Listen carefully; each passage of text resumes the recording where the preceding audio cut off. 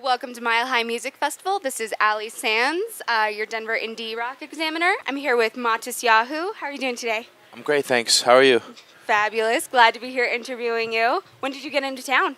About 2 hours ago. 2 hours ago. Where were you beforehand? I was in Kansas City and I flew in because of the Sabbath. We had a show Friday or before Shabbos, and then flew in. My flight got canceled this morning, so it's been one of those hectic transit days. Of course, yeah.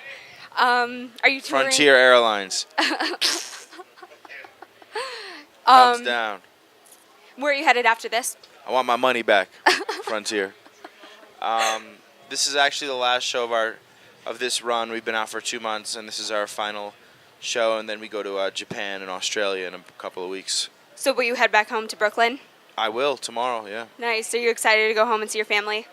Extremely excited, yeah. So it's been a few months since you've seen them?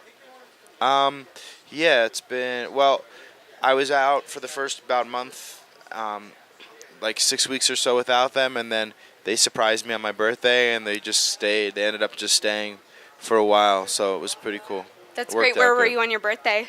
On my birthday, I was in Salt Lake City, which is kind of like a weird place to be. Right. For the Sabbath and all that, So it was refreshing that they showed up and came out. Definitely, I'm sure. Yeah.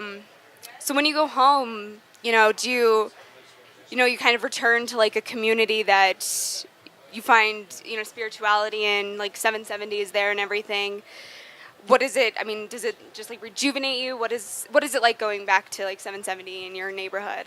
Well, 770 kind of is, it's kind of like the home, the hub, you know what I mean? Kind of, even though the place kind of drives me crazy, it's kind of like, it's, it's where you go to pray when you need to get a minyan, and if you live in Crown Heights, so it's kind of part of things, Brooklyn is nice in the summertime, especially in the fall, Prospect Park is right over there, and, people are outside, outdoors.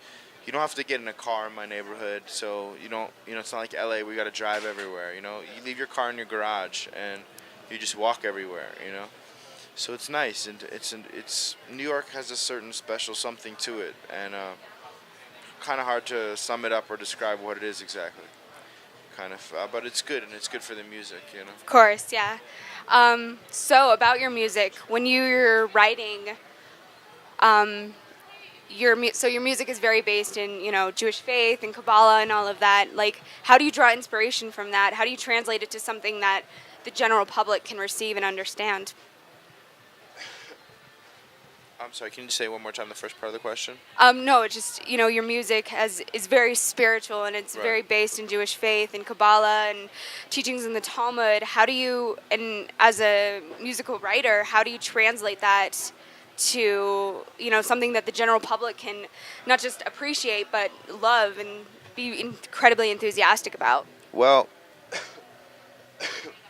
I guess the thing is that I try to write songs about my life, and practical, even though it might be themes that might be considered spiritual, but it's about practical life ideas, The Torah is called the living Torah, and it's for this world, There's a story a story that's told that there was a fight over the Torah, the angels or the people, the humans in this world, and the humans won because the Torah has it's for this world, it's living. So when you when you try to experience the Torah from that perspective, and then you write songs from that perspective, it becomes more about just sort of universal themes than one specific thing. Of course, yeah. So after you go to Japan, what are you doing? What are your plans for the rest of the year? We're going to be back on the road here in America in October, and we're talking about doing some other interesting things, but in September. But no word on that yet. But stay tuned. It could be really cool. Stay tuned to your Twitter. Where are you going to be for the high holidays this year? Well, I don't know yet. That's part of that depends on what happens. But yeah, I might go to Israel. Usually I go to Israel, but I have a feeling this year I might be here in America. What's your favorite place to visit in Israel? I usually stay in Nachlaot in Jerusalem. Nice. That's the kind of neighborhood I like to hang out in. Nice. So you've been through Colorado many, many times. What's your favorite place to play here? I can't say that I have a favorite place here. I mean, I love playing in Colorado. I mean, obviously out at Red Rocks is really fun. I guess that'd probably be my favorite place in Denver. Is there just a favorite place to visit in Colorado? Any place that you particularly enjoy? I like Boulder. Boulder. I like to spend some time in Boulder, yeah. Nice. That's awesome. And who are you excited to see today?